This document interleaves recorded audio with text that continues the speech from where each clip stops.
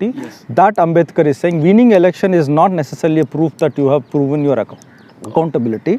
Winning elections is not, doesn't prove your legitimacy. But unfortunately our media and our partly academicians also believe that just because some party won the election, that means it is accepted by the people or there is an accountability. Over a period of time, the Indian society and the people also have not seen each other as equals. So people are also not demanding accountability. People are also, over a period of time, that's what Ambedkar is saying, the society itself is not treating each other as equal. They are not seeing each other as equal. So because they don't see themselves as equal, they believe in these messiahs trying to liberate them or hero worshipping. Yes. Ambedkar writes about. He was very critical of hero. He was very critical of hero worshipping, and in fact Ambedkar himself has been converted into another hero.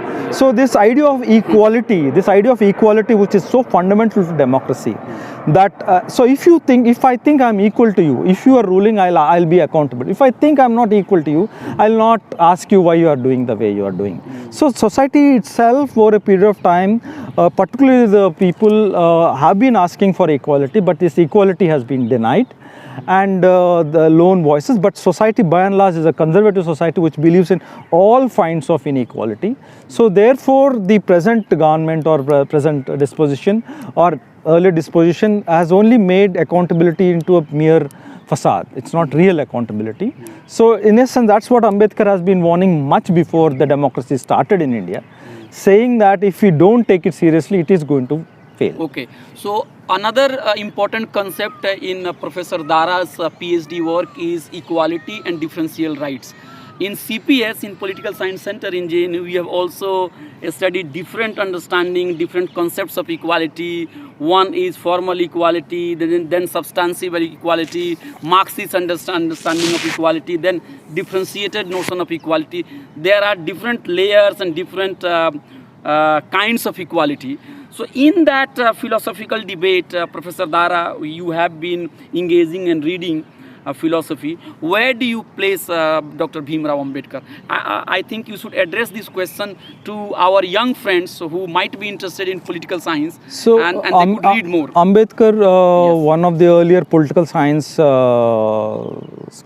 students who studied in Columbia as a sociologist and also philosophy and economics.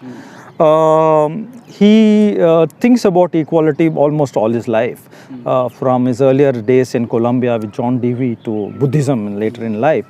So Ambedkar thinks very hard on equality, and all this academic distinction between Marxist equality or postmodern equality or a feminist equality, all these equalities are there, but equality fundamentally has one basic idea. What is it, sir? That all human beings essentially are equal in the substantive sense, in their essence. And in fact, very interestingly, he says that equity means equality. It's not equality means equity. He says equality means equity means equality. He cites Henry Bergson when he talks about Henry Bergson, a very famous French philosopher. In his book called Two Sources of Morality, he talks about equality, and he says that and equality means justice. So, so Marxists and everyone agrees that even Marx is also concerned about justice. So, so equality was again understood at a very superficial level, particularly in the academic discourses, and only formal equality was being offered in academia, particularly formal equality, and the debate of reservations circled around this debate over formal equality and how it violates the issue of formal equality. And the issue of reservations is a very important debate, which I think has gone on bad faith for a lot of years. So there is something called indirect discrimination. Indirect discrimination is where you have only formal equality, where equality discriminates people. This is called indirect discrimination. Reverse discrimination. Reverse discrimination is something. Okay. Indirect discrimination is I am discriminating you by treating everyone equally. This is called not direct discrimination, it's indirect discrimination. Okay. So when a teacher says, I'll teach everyone with equally in English, so then I'm discriminating against those who are who do not understand English. So technically I'm not discriminating, but Yes. indirectly I'm Okay, discriminating. okay. This is a term called indirect discrimination. So this Ambedkar again is warning that just don't have formal equality. So Ambedkar, thankfully in the constitution he factors this in, and he takes in substantive equality seriously, and therefore our fundamental rights, our idea of reservation, our idea of or exceptions to this factor in trying to make equality substantively, not in the formal level. So Indian constitution is not just preaches formal equality, it thrives both in the directive principles of state policy and also fundamental rights as substantive equality. My friends on the side of the left, they always quote Baba Saheb Ambedkar's that line that if that constitution is not going to deliver and give social and economic justice, I will be. That means that Ambedkar will be the first person to burn that constitution. Very important, we need to understand that Ambedkar is a very witty intellectual. Okay. He was appreciated because his responses, his way of answering was very sharp. He was appreciated.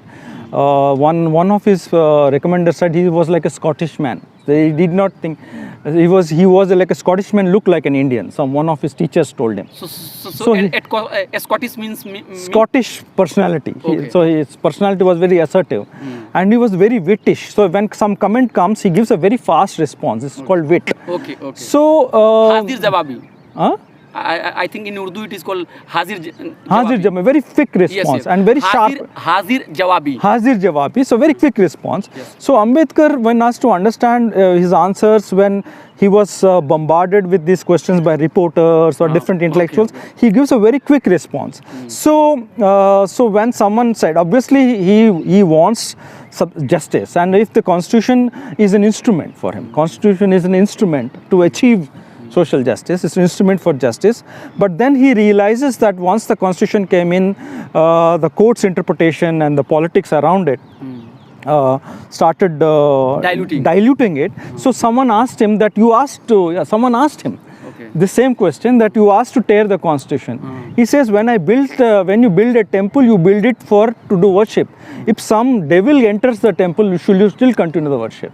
So when we made the constitution, it is meant to worshipping of the deity. But some devil enters, then we have to demolish the temple. The purpose for which it was. So the purpose still was meant for the deity. So don't you think that devil has entered? Devil has entered in his own life. Devil has entered in his own life. So he warns us that particularly the courts, courts were interpreting the constitution against its spirit. Just a minute, I'll just switch it off. Okay. So this is the problem. So he says that he still believes in the constitution. So it's a more a witty comment. When he is asking if it doesn't function, tear it off. That's true in a sense, but that doesn't mean that he labors very hard for this. It's an excellent document. He still thinks it's an excellent document. It's a lucid document. He still values it. But sir, two criticism of the constitution, three criticism I could say, come from the constitutions. One is the right-wing Hindutva, and I was also doing my PhD on All India Muslim Personal Law Board, and I realized that in 1950s, 60s, the Hindu right was very much critical of Indian constitutions when they were in oppositions. They were saying that Indian values are not there, and even I read some writing of Deen Dayal Upadhyay also. He was vehemently critical of the constitutions, and then VHP has also made some comment. I think A.G. Nurani has quoted it, that it has not expressed the Indian values. So one criticism would be from, let's say, Hindu right. The second criticism comes from the left, which is saying, the left means those who believe in left ideology. They say that idea of private property continues with constitutions, and also so many laws which were against the rights of, let's say, region or states, they were also incorporated. A state was given too much power. A centralized state came in, and then there were several problems in the region also, the trouble zone also, which were somehow through laws the state is given too much power.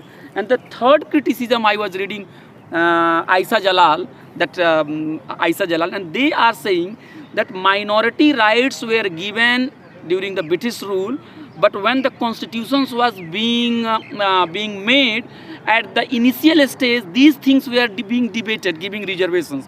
But once the constitution was ready, somehow giving reservations and giving affirmative actions policies for religious minority, particularly Muslims, they became some kind of a stigma, and it was only reserved for the lower caste. So 2-3 criticism, I think 2-3 different ways of looking at constitutions. I have just tried to summarize it. Now what has happened, that there has also been demand from the, let's say, Hindutva party, that oh, you are not protecting constitution, you are against constitution. The whole JNU debate, anti-national and national, believing in constitution, not believing in constitution. The constitution is also being invoked by the majoritarian leader to criticize minority. Oh, your burqa or your minority rights goes against the spirit of equality, spirit of constitution. So would you like to comment on that? Because I have asked several questions. Please reflect on that. So I don't remember every question. I'll go put the last, okay. and probably we'll dig a bit. Okay. See, Ambedkar's thought has to be understood both within his context and also out of our present context also, or it can reflect on our context. For example, they say the devil can quote the scripture for its purpose. It's a very famous line in the Bible. So in the sense of the people who are undemocratic can use the constitution as a means to promote undemocratic means also. So when claims are made, or rhetorically claimed, when claims are made that one is anti-national or one is undemocratic or one is against the constitution, one has to see the rhetorical and the polemical nature of these questions. So not always these questions are substantive, particularly when they are raised by the Hindu right. Yes, Ambedkar was opposed to certain conservative practices among Muslims, like burqa and these things. He wrote in the Pakistan Partition of India that these are practices. But so in that sense, he was a champion of a Hindu code bill. In that he was fighting for gender equality and intercaste. But that part is forgotten. That part is forgotten. And when he was asked about why are you not asking this for Muslims included in that, he said that one has to not start at a clean state. We have to he said that a state cannot impose a rule that people are not going to accept it, so and they will rise in rebellion. So therefore, the time is not ripe. So therefore, he believed that let the revolution begin within the Hindus, because there's an accepted thing. At that time, there was a consensus, and then a lot of people supported Ambedkar, a lot of people opposed it. So he said, because the bigger chunk of the society was Hindu society, if gender equality was achieved within, then the Muslims will also follow. So it will be like this thing. But obviously, he also criticized those things. Of course, BJP or whatever we say, the rightist government is obviously using or misusing Ambedkar for its political agenda. That is there, and a lot of people are misusing Ambedkar in this present. And now there is also one debate that a large group of people are saying that constitution is being attacked by the Hindu right. Let's let's stand with the constitution, let's protect constitution. But some friends on the side of the left, they are saying that new time needs new kinds of documents. No, it is certainly true. The Ambedkar also would agree that new time will read new type of documents. Yes. But has that new time arrived? Okay. That's the question. You cannot dream that India has changed in the last 70 years. Caste is still such a strong, in fact it is becoming stronger. Caste violence against Dalits has not come down. Caste prejudices, sexist prejudices, patriarchal structures have all, in fact, I don't think have changed. So so-called new times which the left imagines is not yet arrived. So until this so-called new time or radical changes happen, because society is fundamentally ruled from an Ambedkarite point of view, still fundamentally on the same Manusmriti logic is still going on. So to dream that we are in a different world, or we have overcome caste, or we have overcome class, or we have overcome patriarchy, I think we are in. Okay, so sir, you use the term minority in the context of Dr. Bhimrao Ambedkar. in his time in 1940s or 30s when he was mostly writing. I think in his last days of his life, he also formulated Republican Party, established India. Republican Party. And I have talked with some of the friends from Ambedkarite movement, those who are associated with the Bahujan movement, and they are saying that the proper term is Bahujan. So I am asking very sharp question here. Is the idea Bahujan continuation of the idea of minority of Ambedkar, or is it new way of imagining movement and struggle? Because yes, Bahujan is also acceptable. Yes. It's not necessarily against Ambedkarite, but it doesn't completely also match with Ambedkar's concept of democracy, because ultimately Bahujan is the majority in a sense, the dispossessed And majority. friends from Bahujan group, they say that we don't use even the term Dalit, we use only Bahujan. So don't use Dalit, don't use even minority, because they are not appropriate term. Use Bahujan. No, but the problem is Or Mool Nivasi, use Mool Nivasi. no, these terms are all a particular way of thinking which I don't agree with, because Dalit term is not a fancy word. When a group is calling itself Dalit, or when someone calls a Dalit, you know very well it means grounded. It's a state of being oppressed. So it captures the nature of the social oppression that exists in society. The word Bahujan does not capture that distinction between the experiences of Dalits and non-Dalits among the lower castes. So yes, for solidarity purposes one can use this term. So Dalit Bahujan is a better term, but the distinction between Dalit and Bahujan, if you erase it, it can flatten the multi-layered nature of oppression in India. Okay. So therefore oppression in India is not a flat thing, and that has been one of the failures of the left liberal movement in India, that it has diluted and flattened the victimhood or the victimness of all oppressors. And even Hindutva people, they are also saying that we are also victims of thousands years so of in the that rule. sense it can obfuscate who is the victim and who is not. Everyone becomes a victim. So everyone becomes a Bahujan. Tomorrow when upper caste also say I'm a Bahujan.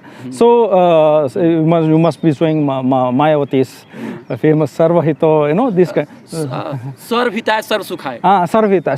So these are all rhetorical statements, but I think Dalit as a term in India until caste exists is an analytical category that shows us the true nature of the whole caste oppression. So I think the distinction between Bahujan, so Dalit Bahujan for solidarity purposes. Okay. For analytical purposes, I think Bahujan and Dalit distinction should be there. Okay. So for analytical purpose, Dalit and Bahujan, these two terms should be studied separately.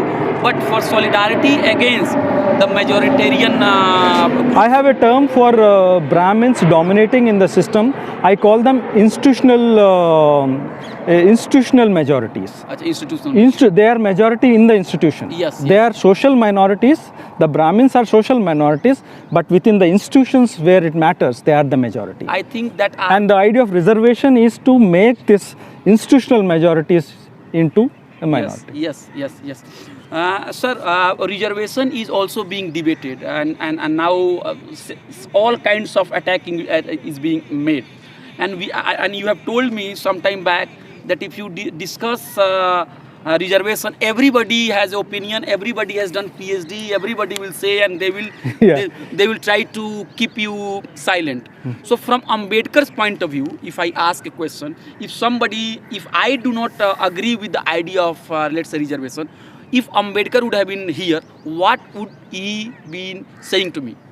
If you don't agree with the idea Suppose of... I will say I don't believe in reservation. No, if you say I don't believe in reservation, then you I oppose it. No, you oppose it. So how will you defend your idea? No. First point is, then if you are saying many things when you say you oppose a reservation. Yes. First, you are saying that you oppose justice, you oppose democracy. When you say you oppose reservation, you don't care. You don't care about social suffering. So just by opposing reservation, you are saying you don't care about democracy, social justice. No, but I will ask. I have got 60 marks and you have got 59 marks. Ah. Why you should be given admission in JNU, not me? Because I have got one more marks from you. That is meritocracy. If you get less marks, no, if you get one more marks from me, then that is celebrating meritocracy. Ambedkar is against meritocracy. If I am given a job that is 1 mark less than you and I still get a job, that is reservation. But if you get a job because you got one more mark, then you are celebrating meritocracy. And meritocracy as an idea is a flawed idea. People are now criticizing it. Even Michael Sandel has come with a big book on critique of meritocracy. Meritocracy has historically come thinking that it's a very progressive idea, but the elites and the upper castes have appropriated this term for their maintenance of this thing.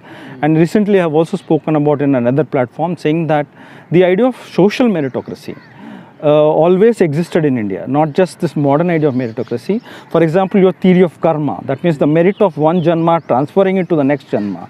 So the idea of meritocracy in some form existed in that. So this modern meritocracy, the modern idea of percentage based or exam based meritocracy has been read into the old caste based notions of caste based inegalitarian notions of meritocracy. Therefore in India meritocracy has been appropriated by casteist ideologies, and therefore one has to oppose this idea of meritocracy itself. The idea has run out in a sense, and all over the, at least critical people all over the world have questioning this idea of meritocracy. And no, we should also not just talk about the jobs and institutional arrangement, we should also interrogate the question of meritocracy in the social level. For example, if you are a son and you produced if you are a man and you produced a son, then you have more merit than if you produced a daughter. This is social merit. If you earn more salary than, so it's not just academic merit, but there's also social merit. And all these things are derived from caste, class, and it is a baggage that has come from old historical these things. So Ambedkar so Buddhism is not just against academic meritocracy, but social meritocracy itself. You will be socially, if you went to Oxford, you will be looked up. That means you have social acceptance. And if you produced 3 daughters, you have not performed as a son. You know, if you have to produce a son, that means meritocracy. So meritocracy as an idea, people thought that hierarchical societies, changing from hierarchical societies to modern societies, hierarchical societies were based on birth. Distribution of resources was based on birth. Modern system was based on achievement and work. But in India, the traditional Brahminical class converted this thing. The Brahmin is also naturally the hardworking, meritorious this thing. So therefore, it feeds in both idea. In India, it's a combination of both. Achha, okay, sir. The last question. Ambedkar is now being claimed and being appropriated by groups from all hues, from the all hues. You said that when you were studying in CPS in late 90s and early 20s, it was not fashionable to talk about Ambedkar. Even the so-called the intellectuals Dalits were doing research on Marx, and you came across a book, and then your interest in Ambedkar developed. So we have people coming from all different views. They are claiming that Ambedkar talked about our idea, Jai Bhim, Lal Salam, one group is saying. Then somebody is projecting him as nationalist. And then Ambedkar is also being quoted selectively, as you have said that devil will find appropriate quotation. You gave the reference of the Bible. So one group of people is taking quotes from Ambedkar's writings, let's say Thought on Pakistan, and they are saying, look at Ambedkar was critical of Muslim society, Ambedkar was critical of, let's say, conservatism in Muslim society, Ambedkar was a true Hindu. So that process is going on. And I remember it, you told me in Jamia that the Hindu right will write Ambedkar quotation, they will give in the parchable, they will never give the full quote. The full quote, and also the reference from where it is. Yes. It has been taken. And now I also read a book by Anal Teltumde on Ambedkar, and I found that 2 writings of his were included, and he wrote one long introduction. He was he was stressing that in 1930s he worked with the labor movement, and the left and Ambedkarite movement, they are not separated. Those who are talking about independent Dalit movement, this is his idea, which he may not have written, but the essence is coming out, that those Dalits and those Ambedkarites who are not talking about the solidarity of, let's say, Ambedkar and labor movements, they are not true follower of him. So very briefly, you tell me, in that situation, what is the way out? Why there is so much confusion? Why Ambedkar is being appropriated? And I also read when the CAA, I think Citizens Amendment Act, was being brought out, and when people started protesting, the mouthpiece of Hindu right organization quoted Ambedkar to say, yes. Baba Sahib was for that. Okay. So you being an expert of Baba Sahib Ambedkar, when you read different accounts of Ambedkar, how do you react? So there are 2-3 levels at which. First and foremost, Ambedkar is a victim of his identity, that is, his being a Dalit. Most people reduce Ambedkar to a Dalit and not see him as an intellectual. Because of this, the intellectual seriousness that Ambedkar needs has not been put even by those who are sympathetic and supporters of Ambedkar. So they are big fans of Ambedkar, but they did not get into the intellectual side, because they also see him by and large as a Dalit leader or a Dalit intellectual. So that Dalitness is stuck to him. But Ambedkar, I am realizing, is an intellectual in the proper sense, like Gramsci, or we don't say Gramsci is a lower class intellectual or Italian intellectual. He is an intellectual, and he is influenced by many philosophies like pragmatism, from idealism. Yeah. So this philosophy, even the main philosophy called pragmatism and American realism, that philosophy itself has been not popular. So other philosophies have taken, like Marxism and other things. So now that philosophy of pragmatism of John Dewey, William James and other things is becoming popular, and some work is just beginning now to happen. So Ambedkar is, on the surface, looks very easy, but deep down, even for a professional like me, it takes hard time to understand why he's saying what he's saying. So in that case, Ambedkar's style of writing is also, because he's writing at various paces and very fast writer, not always he is able to explain everything in an analytical manner. And he is also thinking very originally in lot of things. And if you have to understand Ambedkar, we need to visit the literature that he is reading, particularly in 1930s, 1940s,